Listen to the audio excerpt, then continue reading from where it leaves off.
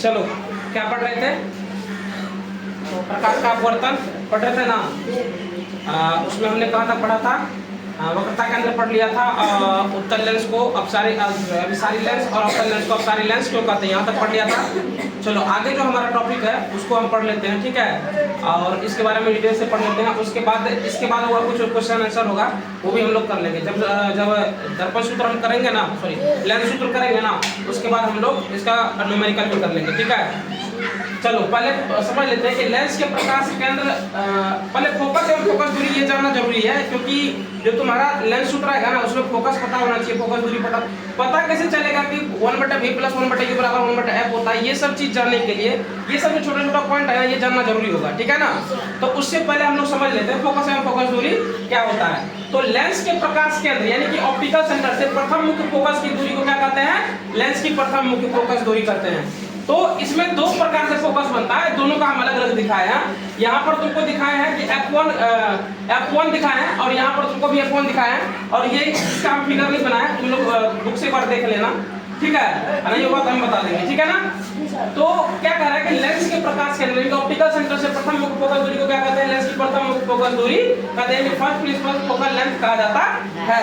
जैसे तुम देखो कि यहाँ से जैसे ही प्रकाश पड़ा तो क्या हुआ, क्या उत्तल लेंस पड़ने के बाद क्या हो गया? उत्तल लेंस, सॉरी ये उत्तल लेंस है ना, पड़ने के बाद क्या हुआ? सीधा निकल गया। अब ये क्या है? इसकी प्रिंसिपल एक्सिस है, और यहाँ से यहाँ की दूरी को हम लोग क्या कहते हैं? f1 के बीच की दूरी को क्या कहते हैं? फोकस दूरी कहते हैं। क्या कहेंगे? फोकस दूरी। अब प्रथम मुख्य फोकस दूरी इसलिए कहेंगे क्योंकि ये क्या है? प्रथम फोकस से ले रहे हैं, ठीक है, इसलिए प्रथम मुख्य फोकस दूरी कहते हैं। जब द्वितीय मुख्य फोकस की बात करेंगे तो उसका बात अलग है। यहाँ पे देखो दूसरा पॉइंट यही है, ठीक है। उसी तरह से अवतल लेंस में देखो, हम क्या कि यहाँ से लाइट आया, यहाँ से लाइट आया, ठीक है, और क्या हुआ? एक फोकस पे जाकर के ये मिल गया अवतल लेंस में, है ना। तो और अब क्या है कि इसके सेंटर से लेकर के इसके f1 के बीच की दूरी को हम लोग क्या कर दिए? प्रथम मुख्य फोकस दूरी कर दिए, ठीक है। अगला है लेंस के प्रकाश केंद्र से द्वितीय मुख्य फोकस दूरी को क्या कहते हैं हम लोग? लेंस की द्वितीय मुख्य फोकस दूरी कहते हैं। इसको सेकंड प्रिंसिपल फोकल लेंथ भी कहा जाता है, ठीक है। इसी प्रकार से अभी फिगर बनेगा, बस इसको पलट देना है, ठीक है ना। सेम इसी प्रकार से फिगर बनेगा, लेकिन इसको पलट देना है, ठीक है। अगर समझ में आ गया तो ठीक है, दूसरी बार हम बता देंगे, ठीक है। चलो प्राय हम द्वितीय मुख्य फोकस f2 को ही लेंस का फोकस, द्वितीय मुख्य फोकस दूरी को ही लेंस की फोकस दूरी कहते हैं, फोकल लेंथ कहते हैं। अब फोकस दूरी की बात अगर किया जाए तो क्या कर रहा है कि द्वितीय मुख्य फोकस f2 क्या कर रहा है? द्वितीय जो मुख्य फोकस होता है f2 को ही लेंस का फोकस कहते हैं। लेंस का फोकस किसको कहते हैं? द्वितीय मुख्य फोकस को, ठीक है। और फोकस दूरी किसको कहते हैं? द्वितीय मुख्य फोकस दूरी को ही लेंस की फोकस दूरी कहते हैं। और जो द्वितीय मुख्य फोकस दूरी होता है उसी को क्या कहते हैं? लेंस की फोकस दूरी कहते हैं। बात समझ में आ गई ना? कोई दिक्कत नहीं।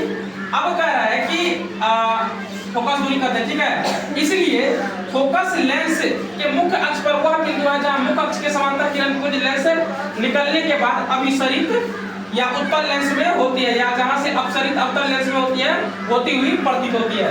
मतलब उत्तल लेंस में अभिसरित होती हुई प्रतीत होती है, और जहां अपसरित होती है वो क्या होता है? अवतल लेंस होता है, ठीक है। दूसरा पॉइंट है लेंस के प्रकाश केंद्र से उसके फोकस की दूरी को क्या कहते हैं? उस लेंस की फोकस दूरी कहते हैं। तो लेंस का जो प्रकाश केंद्र होता है और उसके फोकस के बीच की दूरी को हम लोग क्या कहते हैं? फोकस दूरी कहते हैं। सब जगह यही वाला यूज होगा, ठीक है। अब नोट में देखो हम एक पॉइंट लिखा है कि उत्तल लेंस की फोकस दूरी धनात्मक तथा अवतल लेंस की फोकस दूरी ऋणात्मक होती है। ये हमेशा याद रखना, जब न्यूमेरिकल तुम बनाओगे तो ये पॉइंट काम आएगा कि उत्तल लेंस में हमेशा जो है फोकस दूरी क्या होगी? धनात्मक होगी, है ना, और अवतल लेंस की क्या होगी? ऋणात्मक होगी। ये हमेशा होगा, ठीक है।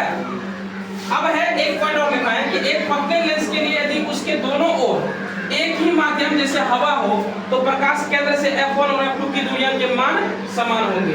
अब समझो, एक अगर पतला लेंस है, ठीक है, थिन लेंस समझ लो है, और उसके दोनों ओर एक ही प्रकार के माध्यम, जैसे मान लो कि इधर हवा है और उधर भी हवा है, ठीक है। जब दोनों तरफ एक ही प्रकार के माध्यम हो तो उस समय क्या होगा? f1 और f2 के बीच की दूरी क्या होगी? समान होगी। जितनी f1 की दूरी होगी प्रकाश केंद्र से f1 की दूरी होगी, उतनी ही प्रकाश केंद्र से f2 की दूरी होगी। कोई दिक्कत?